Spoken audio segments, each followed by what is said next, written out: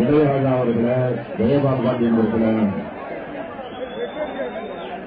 மக்கள் திமுகவை சார்ந்த அன்புக்குரிய தேனி முருகேசன் இருக்கிறார். ஆதி தமிழர் பேரவையினுடைய மாவட்ட செயலாளர் இளந்தெல்லாம் இருக்கிறார். விவசாய தொழிலாளர் கட்சியினுடைய மாவட்ட செயலாளர் பொன்னையா அவர்களை இந்த நிகழ்ச்சியில பங்கேற்று தென்மண்டல பகுதிக்கு கழகத்தின் காவலராக விளங்கிக் கொண்டிருக்கக்கூடிய கழகத்தினுடைய துணை பொதுச் செயலாளர் முன்னாள் அமைச்சர் ஐ. பெரியசாமி இருக்கிறார். கழக தேர்தல் பணிக்குழுவின் செயலாளர் என்னுடைய அன்பிற்குரிய செந்திரன் அவர்களார். ஆண்டிப்பட்டி சட்டமன்ற தொகுதியினுடைய கழக வேட்பாளர் மாவட்ட கழகத்தினுடைய செயலாளர் மீசை அவர்களே, கம்பம் சட்டமன்ற தொகுதியினுடைய கழக வேட்பாளர் கம்பம் ராமகிருஷ்ணன் அவர்களே, போடி சட்டமன்ற தொகுதியினுடைய லட்சுமணன் அவர்களே, பெரியகுளம் சட்டமன்ற தொகுதியுடைய வேட்பாளர் சட்டமன்ற முன்னாள் உறுப்பினர் ஆசிரியர் அவர்களே, நிறைவாக நன்றி நல்கியிருக்கக்கூடிய மாவட்ட அவைத்தலைவர் மனோகரன் அவர்களே, மாவட்ட கழகத்தினுடைய நிர்வாகிகள, நகர கழக, ஒன்றிய கழக செயலாளர்கள, நிர்வாகிகள, தலைமை செயற்குழு பொதுக்குழு உறுப்பினர்கள, கழகத்தின் துணை அமைப்புகளாம் தொழிலாளர் அணி, தொண்டர் அணி, மாணவர் அணி, மகளிர் அணி, இளைஞர் அணி, இலக்கிய அணி, விவசாய அணி, வழக்கறிஞர் அணி போன்ற பல்வேறு அமைப்புகளை கட்டி காத்து வருகிற கழக காவலர்கள, காங்கிரஸ் பேரியக்கம், இந்திய யூனியன் முஸ்லீம் லீக், புதிய தமிழகம், மனிதநேய மக்கள் கட்சி, ஆதித்தமிழர் பேரவை, விவசாய தொழிலாளர் கட்சி போன்ற பல்வேறு தோழமை கட்சிகளை சார்ந்திருக்கக்கூடிய அன்புக்குரிய தோழர்கள, நண்பர்கள, என் பாசத்திற்கும் அன்பிற்குரிய ஈடு இணையற்ற இளைஞர்களின் நண்பர்கள, பெரியோர்கள, தாய்மார்கள, வணக்கத்திற்குரிய வாக்காளர் பெருமக்கள, உங்கள் அனைவருக்கும் என்னுடைய அன்பான வணக்கம். மேற்குமலை தொடர் கூட அமைந்திருக்கக்கூடிய அழகிய மாவட்டம்தான் இந்த தேனி மாவட்டம். பெரியாரோடும் முன்னையாரும் சேர்ந்து இந்த மாவட்டத்திற்கு பெருமையை சேர்த்துக் கொண்டிருக்கிறது. பசுமை நிறைந்த இந்த மாவட்டத்திற்கு முல்லை, வைகை, வராக நதிகள் கம்பீரமாக நின்று கொண்டிருக்கிறது. அழகு மிகு ஆடைகள் அமைக்க உதவும் கைத்தறி, மணங்கவிடும் ஏலக்காய், காலையிலே அருந்தக்கூடிய காபி, இந்த சீசனுக்கு ஏற்ற மாம்பழம், இதெல்லாம் இந்த தேனி மாவட்டத்தினுடைய சிறப்பு என்பதை நீங்களும் நாங்களும் நன்றாக உணர்ந்து கொண்டிருக்கிறோம். ஹெலிகாப்டரிலே பறந்து வந்து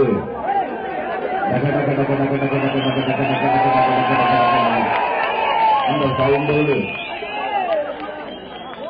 பறந்து வந்து மக்களை சந்திக்கக்கூடிய தலைவர் யார் என்பது உங்களுக்கு நன்றாக தெரியும். ஏதோ நாங்கள் இந்த தேனிக்கு வந்திருக்கிறோம் என்று சொன்னால், இந்த மாவட்டத்தில் 4 சட்டமன்ற தொகுதிகளில் நம்முடைய கூட்டணி கட்சியினுடைய வேட்பாளர்களாக தோழமை கட்சிகளின் ஒத்துழைப்போடு திராவிட முன்னேற்ற கழகத்தினுடைய அங்கீகாரம் பெற்றிருக்கக்கூடிய வேட்பாளர்களாக அனைத்துக்கும் மேலாக தலைவர் கலைஞர் அவர்களால் உங்களுக்கு ஒப்படைக்கப்பட்டிருக்கக்கூடிய வேட்பாளர்களாக நம்முடைய மூக்கை அவர்கள், கர்னல் ராமகிருஷ்ணன் அவர்கள், லட்சுமணன் அவர்கள், அன்பழகன் அவர்கள் அவர்களை அந்தந்த தொகுதியில் இருக்கக்கூடிய வாக்காளர்களாக இருக்கக்கூடிய நீங்கள் பெருவாரியான வாக்கு வித்தியாசத்தில் வெற்றி பெற வைக்க வேண்டும். உதயசூரியன் சின்னத்தில் நீங்கள் ஆதரவு என்று கேட்டுக் கொள்வதற்காக உங்களை தேடி வந்திருக்கிறோம், உங்களை நாடி வந்திருக்கிறோம், உங்களை விரும்பி வேண்டி கேட்க வந்திருக்கிறோம், உரிமையோடு கேட்க வந்திருக்கிறோம், உணர்வோடு கேட்க வந்திருக்கிறோம். உங்கள் வீட்டு பிள்ளையாக வந்து உங்களிடத்தில் ஆதரவு கேட்க வந்திருக்கிறோம். அந்த உரிமையோடு உணர்வோடு நான் கேட்பதற்கு என்ன காரணம் என்று கேட்டால், ஏதோ தேர்தல் நேரத்தில் மாத்திரம் வந்து போகக்கூடியவர்கள் நாங்கள் அல்ல. நாட்டில் இன்றைக்கு எத்தனையோ கட்சிகளின் தலைவர்கள் இருக்கிறார்கள். அதிலும் குறிப்பாக தமிழ்நாட்டுடைய முதலமைச்சராக இருக்கக்கூடிய அம்மையார் ஜெயலலிதா அவர்கள் தேர்தல் நேரத்தில் மாத்திரம்தான் மக்களை பற்றி எண்ணி பார்ப்பார், மக்களை தேடி வருவார், மக்களிடத்தில் வந்து இல்லாததையும் சொல்லாததையும் சொல்லி ஆதரவு கேட்பார். ஏற்கனவே 2011ஆம் ஆண்டு நடைபெற்ற தேர்தலில் அப்பொழுதும் அவர் மக்களை வந்து சந்தித்தார். சந்தித்த போது எடுத்துச் சொன்னார், நாங்கள் ஆட்சிக்கு வந்தால் வானத்தை கிழிப்போம், வைகுண்டத்தை காட்டுவோம், மனதை கூட கையாக கிழிப்போம் என்றெல்லாம் தலைவரை விட்டார்கள். ஆக இப்போதும் தேர்தலை ஊட்டி வருகிறார். நான் கேட்கிற ஒரே கேள்வி, 2011 அதிமுகவை வெற்றி பெற வச்சீங்க, அவருடைய ஆட்சியில உட்கார வச்சீங்க.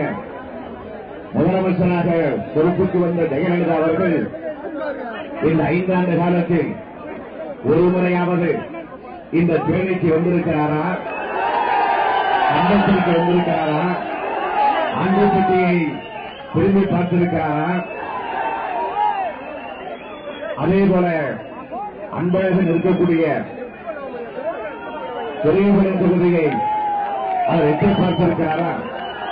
சிந்தித்து பாருங்க. இந்த மாவட்டத்தில் எங்காவது ஒரு நிகழ்ச்சிக்கு வந்ததுண்டா? கோட்டைக்கே ஒழுங்கா வருவதில்லை, அப்புறம் எப்படி மாவட்டத்திற்கு வரப்போகிறார்? இதெல்லாம் நீங்கள் நன்றாக புரிந்து கொண்டிருக்கிறீர்கள். ஆக இப்போது தேர்தல் பிரச்சார கூட்டத்தில் அம்மையார் ஜெயலலிதா அவர்கள் என்ன பேசுகிறார் என்று கேட்டால், நான் சொன்னதை மட்டுமல்ல சொல்லாததையும் செஞ்சேன் என்று ஒரு அபாண்டமான அந்த குழுகள் ஆனாத்த குழுகள் சொல்லுவாங்க. அது மாதிரி பொய் சொன்னாலும் பொருத்தமா சொல்லுங்கடா, கூட்டத்தை பசங்களா என்று சொல்லுகிற பழமொழியை போல ஜெயலலிதா பேசுகிறார் என்று சொன்னால் தயவு கூர்ந்து நீங்கள் சிந்தித்து பார்க்க வேண்டும். 2011ஆம் ஆண்டு சொன்னதையெல்லாம் செஞ்சேன்னு சொன்ன ஜெயலலிதா அவர்கள் 2011ஆம் ஆண்டு தேர்தல் நேரத்தில் அவர் தந்த வாக்குறுதி என்ன? விவசாயிகளுடைய தனிநபர் வருமானத்தை 2 மடங்கை உயர்த்துவதற்கு ஒரு சிறப்பு திட்டம் செயல்படுத்தப்படும் என்று சொன்னார். நான் கேட்கிறேன், அது மாதிரி ஒரு திட்டம் இதுவரையில் ஆட்சியில நிறைவேற்றப்படக்கூடிய சூழ்நிலைக்கு வந்திருக்கா? தயவு செய்து சொல்லுங்க. என்ன நடந்து கொண்டிருக்கிறது?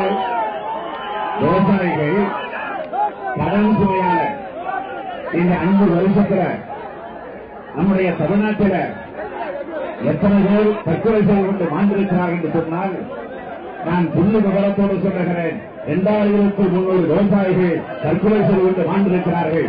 நான் ஏதோ வாய்ப்பு வந்தபடி பேசுகிறேன் என்று நீங்கள் தெரிந்துவிடக்கூடாது. ஆதாரத்தோடு சொல்லுகிறேன், புள்ளி விவரத்தோடு சொல்லுகிறேன். நான் எப்பொழுதுமே வாய்க்கு வந்தபடி பேச மாட்டேன். காரணம் கலைஞருடைய மகன் நான்.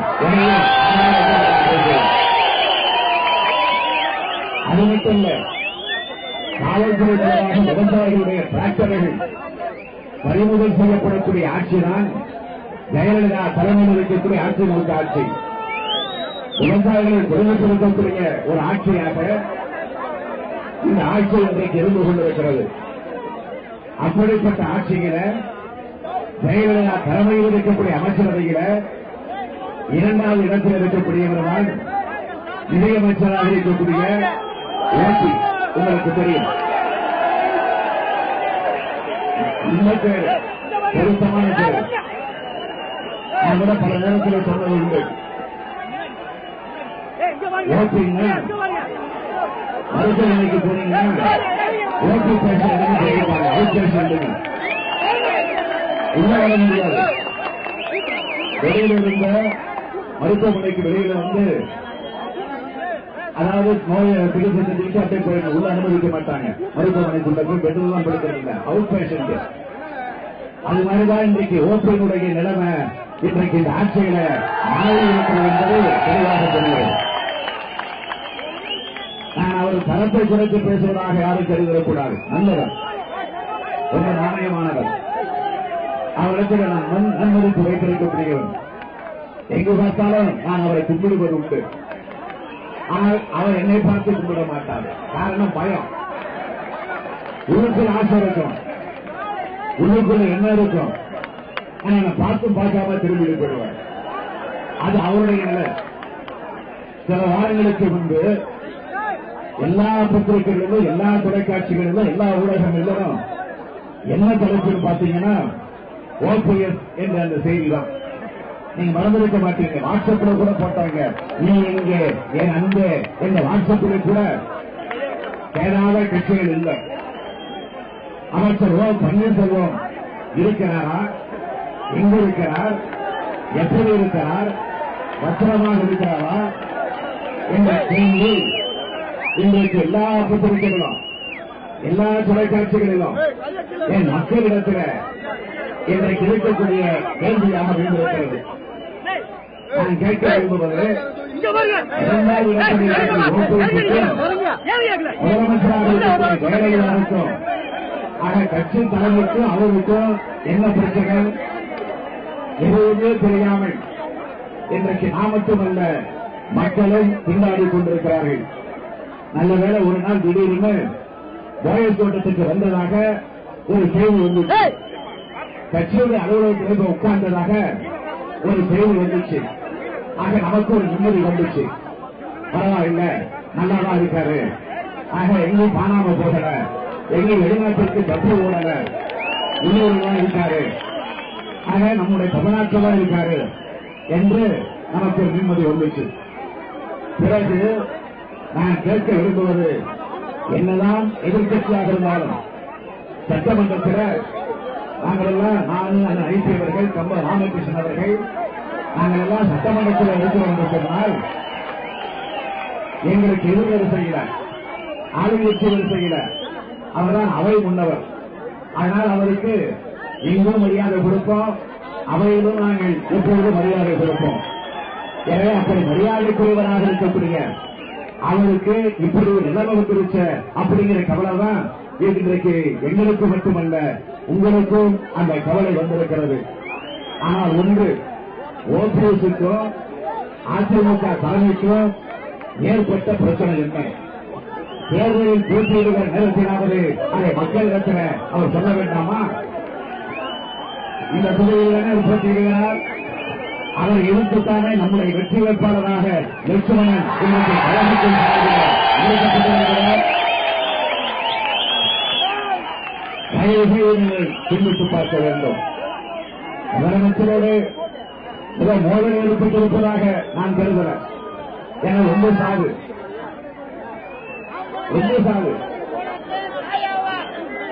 நான் சட்டமன்றத்தில் பல நேரங்கள் பார்த்திருக்கிறேன். நீங்கள் எல்லாம் பொது நிகழ்ச்சியில பார்த்திருப்பீங்க, மேடையில பார்த்திருப்பீங்க.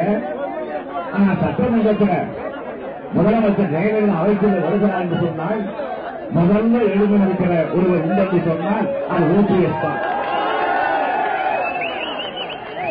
எழுந்து நிற்கட்டும், மரியாதை. அவங்க கட்சி தலைவர், அவங்க தலைமை. இப்ப தலைவர் கலைஞர் அவர்கள் வந்தா நாங்கள் எல்லாம் எழுந்திருக்கிறோம். அதனால தவறு இல்லை. ஆக ஒரு பெரியவருக்கு, ஒரு தலைவருக்கு மரியாதை தருவது தவறல்ல. ஆனா நாற்காலில்லாமே உட்காருகிற காட்சிதான் இன்றைக்கு அதிமுக அமைச்சர்கள். நாற்காலில் நாம போறோம், உட்காருகிற அந்த காட்சியை இன்றைக்கு சட்டமன்றத்தில் பார்த்து நாங்கள் எல்லாம் வெட்கப்படுவதும் வேதனைப்படுவதும் இப்படிப்பட்டவர்களுக்கு இந்த நிலையெல்லாம். முதலமைச்சரை பொறுத்தவரையில் ஓபிஎஸ் பொறுத்தவரை அவங்களுக்கு தனிப்பட்ட பிரச்சனை கிடையாது. வாரியாக வந்து இந்த 5 வருஷத்துல மக்களை அவர் சந்திக்கிறார். எனவே ஜெயலலிதாவிடத்துல அவருக்கு கோபம் வர வாய்ப்பே இல்லை.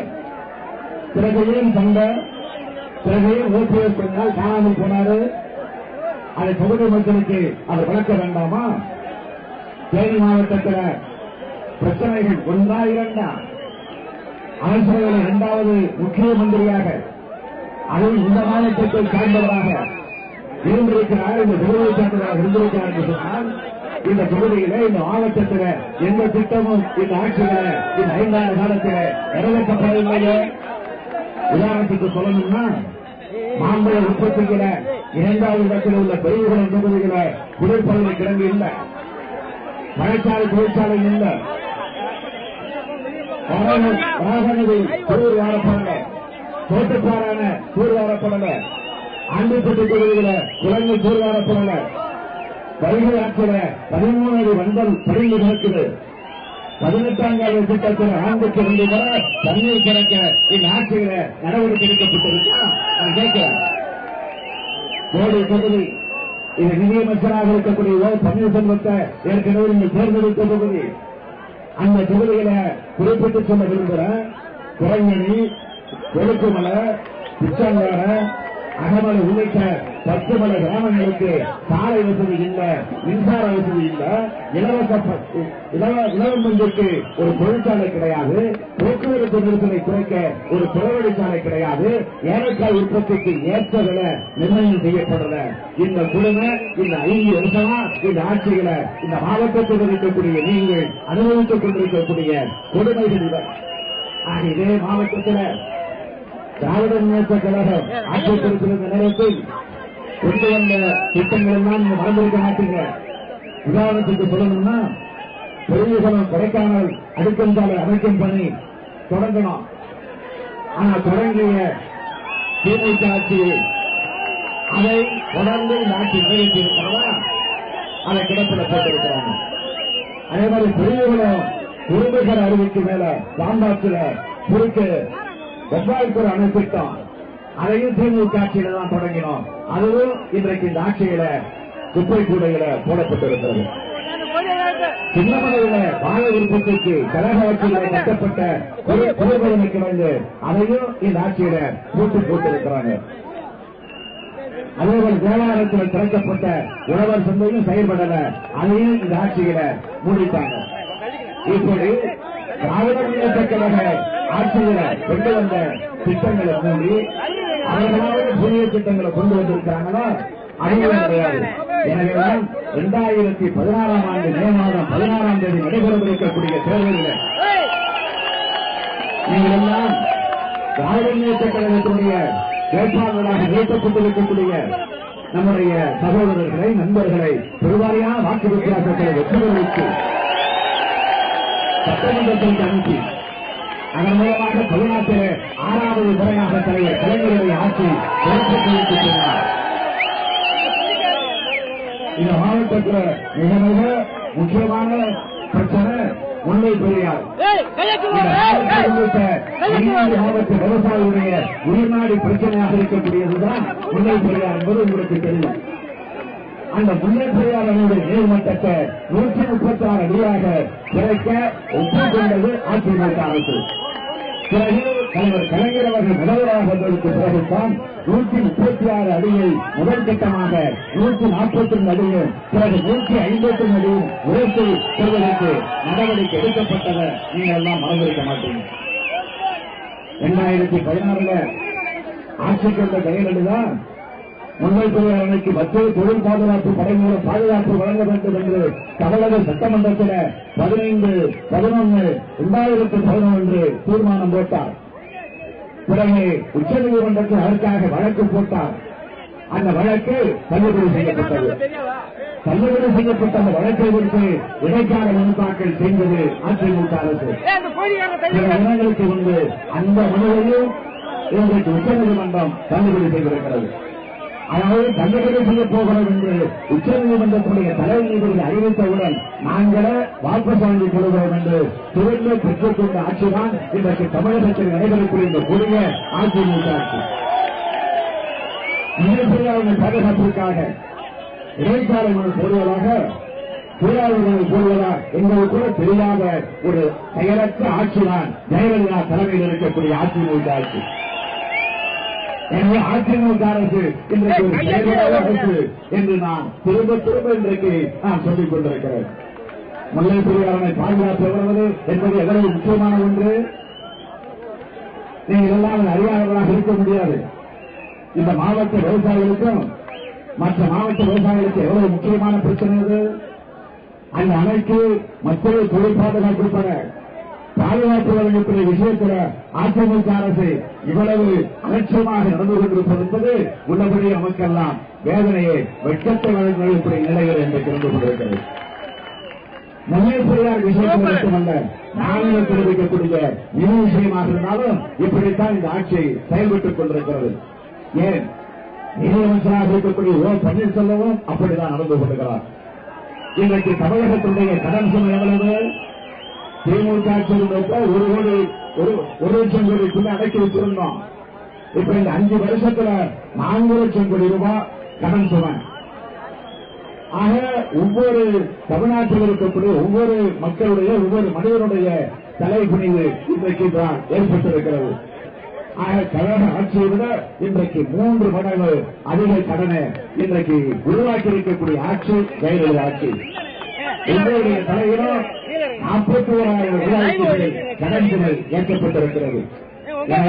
வருகின்ற 16ஆம் தேதி ஜெயலலிதாவிற்கு மட்டுமல்ல, அமைச்சராக இருக்கக்கூடிய ஓ பன்னீர்செல்வத்திற்கும் சேர்த்து நீங்கள் தண்டனை கொடுக்கணும். அதுக்கு நீங்க தயாராகிட்டீங்களா?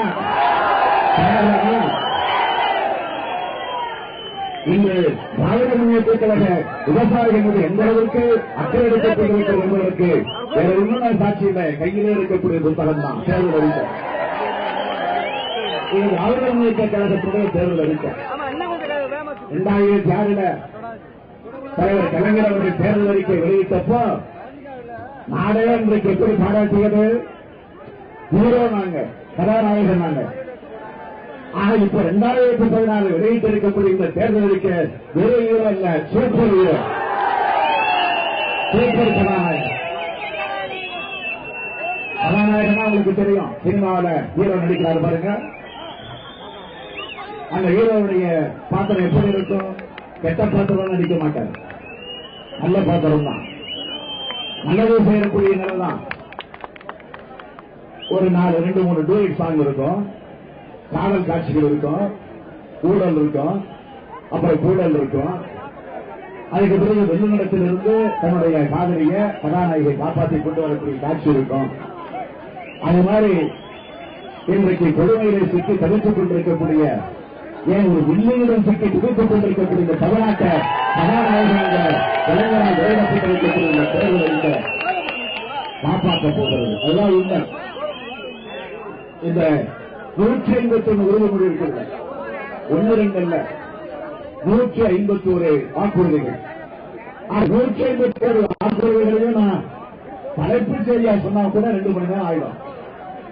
அதனால சிலவற்றை மாத்திரம் இந்த மாவட்டத்திற்கு, இந்த மண்டலத்திற்கு, இந்த வட்டாரத்தில் இருக்கக்கூடிய மக்களுக்கு தேவைப்படக்கூடிய பயன்படக்கூடிய சில அறிவிப்புகளை மாத்திரம் ஏற்கனவே நீங்க டிவியில பார்த்திருக்கிறீங்க, பத்திரிகையில படிச்சிருக்கீங்களா?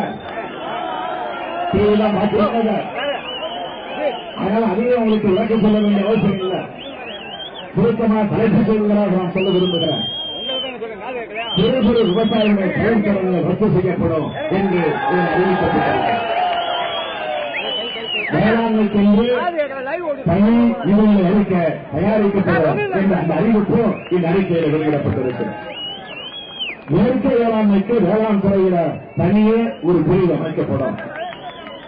இயற்கை வேளாண் அறிவியல் அறிஞர் நம்மாழ்வார் பெயரில் இயற்கை வேளாண் ஆய்வு மையம் தொடங்கப்படும் என்று இந்த அறிக்கையிலே கலைஞர் குறிப்பிட்டு காட்டியிருக்கிறார். அது மட்டும் இல்ல, இன்னொரு மகிழ்ச்சியான அறிவிப்பு, மின் இணைப்பு கோரில் விண்ணப்பித்திருக்கக்கூடிய அனைத்து விவசாயிகளுக்கும் குறிப்பிட்ட காலவரைக்கும் மின் இணைப்பு வழங்கப்படும் என்ற அறிவிப்பும் இந்த தேர்தல் அறிக்கையில் வெளியிடப்பட்டிருக்கிறது. இந்த மாவட்டத்தில் மட்டும் 3 லட்சத்திற்கு மேற்பட்ட விவசாய தொழிலாளர்கள் இருக்கிறார்கள். சிறு குறு விவசாயிகளுக்கும் விவசாய தொழிலாளர்களுக்கும் தேசிய சேலையோடு பொங்கல் பரிசாக 500 ரூபாய் வழங்கப்படும் என்று தேர்தல் அறிக்கையில் குறிப்பிடப்பட்டிருக்கிறது. விவசாயிகளின் விளைபொருளுக்கு உரிய விலை கிடைக்க உழவர் சந்தை திட்டம் விரிவுபடுத்தப்படும் என்ற அந்த உறுதிமொழியும் இந்த தேர்தல் அறிக்கையில் வழங்கப்பட்டிருக்கிறது. விவசாயத்திற்குரிய நீர்ப்பாசனத்தை உறுதி செய்ய 10,000 கோடி ரூபாயில முதலமைச்சர் நேரடியாக கண்காணிக்கக்கூடிய போர் வாழக்கூடிய திட்டம் செயல்படுத்தப்படும் என்று இந்த அறிக்கையில குறிப்பிடப்பட்டிருக்கிறது. நான் கேட்க விரும்புவது, கலைஞர் அவர்களை பொறுத்த வரைக்கும் சொன்னதைத்தான் செய்வார், செய்வதைத்தான் சொல்வார் என்பது உங்களுக்கு தெரியும். அந்த நம்பிக்கை உங்களுக்கு இருக்குல்ல? சத்தமா சொல்லுங்க, இருக்குல்ல? ஆனால் ஜெயலலிதா தன்னுடைய தேர்தல் பிரச்சாரத்தில் அவர் சொல்லுகிறார், 2011ஆம் ஆண்டு தேர்தல் அறிக்கையில சொன்னதெல்லாம் நிறைவேற்றிட்டாங்க. அந்த பொழுது ஆகாச பொழுதுன்னு சொல்லுவாங்கல்ல, அது மாதிரி ஜெயலலிதா கேட்கிறேன். ஒன்னே ஒரு 2-3 மட்டும் சொல்றேன். இதே ஜெயலலிதா 2011ஆம் ஆண்டு தேர்தல் அறிக்கை என்ன சொன்னார்? உங்கள் ஒவ்வொருவருக்கும், நல்லா கவனிங்க, உங்கள் ஒவ்வொருவருக்கும், நீங்க தான் பதில் சொல்ல எனக்கு, நீங்கள் ஒவ்வொருவருக்கும் 20 லிட்டர் சுத்திகரிக்கப்பட்ட குடிநீர் கொடுக்க.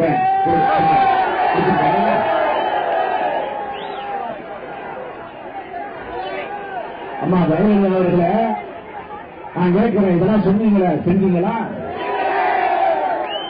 இன்னொரு கூட்டத்திலிருந்து ஜெயலலிதா என்ன சொல்றாங்க, செய்வீங்களா நான் கேட்கிறேன், செஞ்சீங்களா? நான் கேட்கிறேன், செஞ்சு பிடிச்சீங்களா? அப்புறம் இன்னொரு அறிவிப்பு சொன்னாங்க, சீனியர் சிட்டிசன்களுக்கு, அதாவது வயது முதிர்ந்தவர்களுக்கு, 60 வயதை தாண்டியவர்களுக்கு அத்தனை பேருக்கும் பஸ் பாஸ் கொடுக்கப்படும். இது வரைக்கும் நாளைக்காக கொடுத்திருக்காரா? செய்வீங்களா கேட்கிறீங்களா? செஞ்சீங்களா? நான் கேட்கிறேன். மகளிர் சுய உதவிக்குழு, அந்த மகளிர் சுய உதவிக்குழுக்களுக்கு ஒரு அறிவிப்பு வெளியிட்டார். என்ன அறிவிப்பு கேட்டீங்கன்னா, 10 லட்சம் ரூபாய் கடன் வழங்கப்படும். அதோட 25% மானியத்தோடு அந்த கடனை வழங்குவேன் என்று நேரடியாக சொன்னார. அதை செஞ்சுட்டாங்களா? இங்க இருக்கக்கூடிய பெண்களை கேட்கிறேன், தாய்மார்களை கேட்கிறேன், இந்த மகளிர் சுய குழுக்காவது 25% மானியத்தோடு 10 லட்சம் ரூபாய் வழங்கப்பட்டிருக்கிறார். செய்திகளான்னு கேட்கிறீங்களா? செஞ்சீங்களா? சொல்லுங்க. அதோட 40 லட்சம் நடுத்தர வகுப்பு மக்களுக்கு, 40 லட்சம் நடுத்தர வகுப்பு மக்களுக்கு நவீன பசுமை வீடுகள் வழங்கப்படும். அந்த திட்டம் நிறைவேற்றப்படும் சொன்னாங்க. செய்வீங்களா? கேட்கிறீங்களா? செஞ்சீங்களா? நாங்கள் பார்த்து கேட்கிறோம். 2000 ஏக்கர்ல இதே செய்தியில அவங்க சொன்ன உறுதிமொழி நல்லா கவனிங்க. 2000 ஏக்கர்ல ஐடி பார்க் இந்த தேவையை அமைக்கப்படும் அப்படின்னு 110 விதியில அறிவிச்சீங்களா? நான் கேட்கிறேன், அடிக்கல் நாட்டு விழா நடத்தி இருக்கிறீங்களா? அல்லது ஏதாவது ஒரு செங்கலால் நடப்பட்டிருக்கா? என்ன தேவை செய்யப்பட்டிருக்கா? செய்வீங்களா மக்களை பார்த்து கேட்கிறீங்களா? நான் கேட்கிறேன், செஞ்சீங்களா? நான் கேட்கிறேன், பதில் சொல்லுங்க.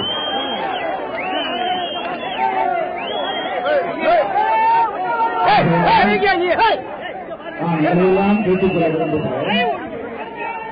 இப்படி அபாண்டமான வகையில பொய்யையே சொல்வது தொழிலாக கொண்டு ஒரு முதலமைச்சர்களுக்கு தேர்தல் பிரச்சாரத்தில் வந்து பேசுகிறார். உங்களுக்காக நான் உங்களால் நான் எனக்கு எல்லாமே நீங்கள் தான். இதுவரை என்னால் நான் என்று சொல்லி வந்தவர், தமிழகத்தை நான் உயர்த்துவேன் என்பவர், இப்போ தேவையில்லை தமிழகத்தை நாம் வளர்ப்போம் என்பதுதான் நமக்கு வேண்டும். தன்னை வளர்த்துக் கொண்டவர் இனி தேவையில்லை, நம்மை வளர்க்கக்கூடியவர்கள் யார்? பேசக்கூடிய பாரம்பரியத்தனம் இன்றைக்கு சொன்னது கிடையாது. நான் சொல்லுவார்.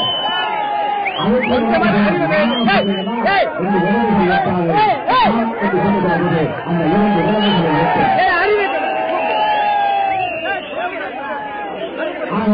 அந்த உணர்வோடுதான் கேட்டுக் கொள்ள வேண்டும்.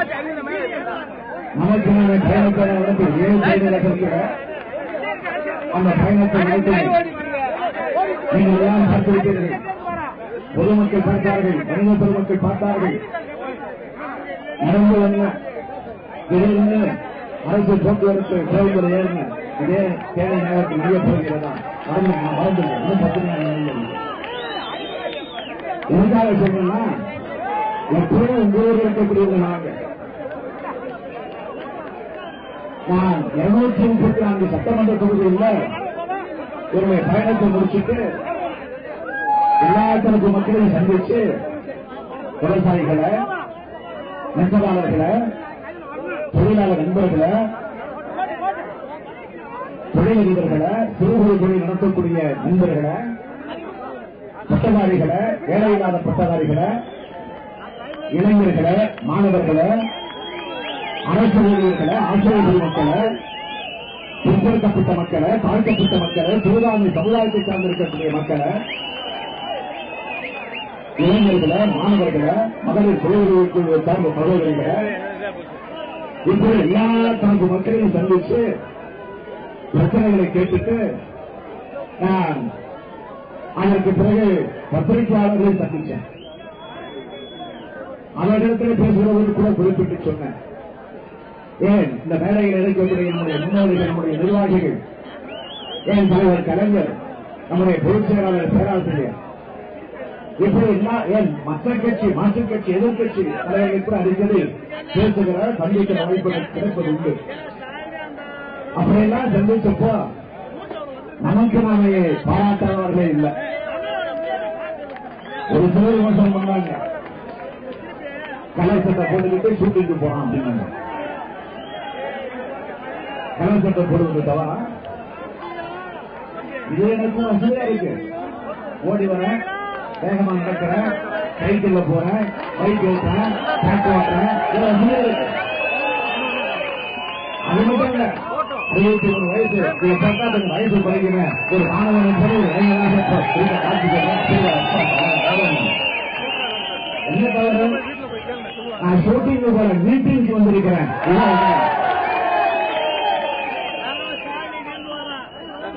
ஆக அந்த பயணத்தை நான் நடத்தி அவனுடைய அனுபவத்தை இடத்துல கேட்டாங்க. சில பேர், பல பேர் கேட்டாங்க. பத்திரிகையாளர்கள் சந்திச்சு கேட்டாங்க. இவ்வளவு பேரை சந்திச்சீங்களே, 234 சட்டமன்ற தொகுதிகளுக்கு போனீங்க, இவ்வளவு பேரை நீங்க சந்திச்சீங்க, இவ்வளவு மனுக்களை வாங்கி இருக்கிறீங்க, 4 லட்சத்திற்கு மேற்பட்ட மனுக்களை வாங்கி இருக்கிறீங்க, உங்களுடைய அனுபவம் என்ன என்று ஒரு கேள்வியை கேட்டாங்க. அப்ப நான் அவர்களிடத்துல ஒன்னு அழுத்தமா சொன்னேன். இனிமே அரசியல்வாதிகள் யாராக இருந்தாலும் அவன் மக்கள் பிரதிநிதியாக வருகிற போது இனிமேல் மக்கள் அரசியல்வாதிகளை தேடி வரக்கூடாது, மக்களுடைய பிரதிநிதிகள் தான் மக்களை தேடி வரலாம். அந்த உணர்வை நான் பெற்றேன் என்று நான் குறிப்பிட்டு சொன்னேன். அதைத்தான் இங்கே சொல்லுகிறேன். நீங்கள் கழக வேட்பாளராக இருக்கக்கூடிய அன்பழகனாக இருந்தாலும் சரி, கழக வேட்பாளர் லட்சுமணனாக இருந்தாலும் சரி, கழக வேட்பாளர் கண்ட ராமகிருஷ்ணனாக இருந்தாலும் சரி, கழக வேட்பாளர் மூக்கே அவர்களாக இருந்தாலும் சரி, அவர்கள் இன்று உங்களை தேடி வருவார்கள், உங்கள் பிரச்சனைகளை கேட்கப்படுவார்கள், நீங்கள் அவர்கள் தேடி வரக்கூடாது. அந்த நம்பிக்கைய, அந்த உறுதிய இந்த மேடையில தலைவர் கலைஞர் அவர்களின் சார்பில இந்த அத்தனை பேருக்கு நான் தெரிவித்துக் கொண்டு வருகிறேன். அதனால அப்படி வருவீங்கன்னா உடனே நடவடிக்கைதான், கவலைப்படாதீங்க. அமைச்சராக இருந்தாலும் சரி, எம்பிக்களாக இருந்தாலும் சரி, எம்எல்ஏக்களாக இருந்தாலும் சரி, கவுன்சிலராக இருந்தாலும் சரி, மக்களை போய் தேடி குறைகளை அவர் பிரச்சனையை சரி செய்யவில்லை என்று சொன்னால் உடனே தலைவர் கலைஞர் அவர்கள் உரிமைகளில் உரிய நடவடிக்கை நிச்சயம். காலத்தின் சூழ்நிலை மாறிட்டு இருக்கிறோம். இளைஞர்கள் கேள்வி கேட்கக்கூடிய காலம், மக்கள் கேள்வி கேட்கக்கூடிய காலம் வந்துருச்சு. அதைத்தான் நான் அமைச்சரவை பயணத்தை உணர்ந்து கொண்டேன். ஆக அப்படிப்பட்ட பயணத்தை நான் மேற்கொண்ட போது மக்கள் தொடர்ந்து இடத்தில் எடுத்து வச்ச ஒரு மிகப்பெரிய கோரிக்கை என்னன்னு கேட்டீங்கன்னா, டாஸ்மாக் கடை, இந்த டாஸ்மாக் கடை மூலமாக மதுரைக்கு அமல்படுத்தணும் என்று தொடர்ந்து எல்லோரும் இடத்தில் எடுத்து சொன்னாங்க. தலைவர் கலைஞர் அவர்கள் 6 மாதத்திற்கு அறிவிச்சிட்டார். எதையும் சொல்வதுதான் செய்வார், செய்வதைத்தான் சொல்வார் என்பது நாட்டுக்கு தெரியும். அதைத்தான் இந்த தேர்தல் அறிக்கையில முதல் அறிவிப்பாக திமுக ஆட்சிக்கு வந்தவுடன் மதுவிலக்கு அமல்படுத்தப்படும் சொல்லியிருக்கிறார். அடுத்த அறிவிப்பு லோக்காயுக்தா. லோக்காயுக்தா என்பது என்ன?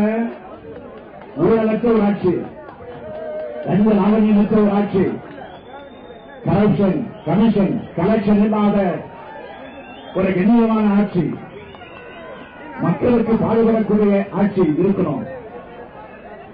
ஆகவே அப்படி யாராவது தவறு செஞ்சா ஏதோ பொருள் சொன்ன திமுக ஏற்கனவே ஆட்சி பொறுப்பில் இருந்தப்ப, கலைஞர் முதலமைச்சராக இருந்தப்ப, முதலமைச்சராக இருந்தாலும் சரி, அமைச்சர்களாக இருந்தாலும் சரி, எம்எல்ஏக்களாக இருந்தாலும் சரி, எம்பிக்களாக இருந்தாலும் சரி, கவுன்சிலர்களாக இருந்தாலும் சரி, உயர்ந்த இடத்தில் இருக்கக்கூடிய அரசு அதிகாரிகளாக இருந்தாலும் சரி, அதேபோல கடற்கரை ஊழியர்களாக இருக்கக்கூடிய அரசு ஊழியர்களாக இருந்தாலும் சரி, யாராக இருந்தாலும் தவறு செஞ்சா அவங்க மீது ஒரு குற்றத்தை யாராவது சுமத்தினா அந்த குற்றம் நிரூபிக்கப்பட்டால் 7 வருஷம் கடுங்காவல் தண்டனை.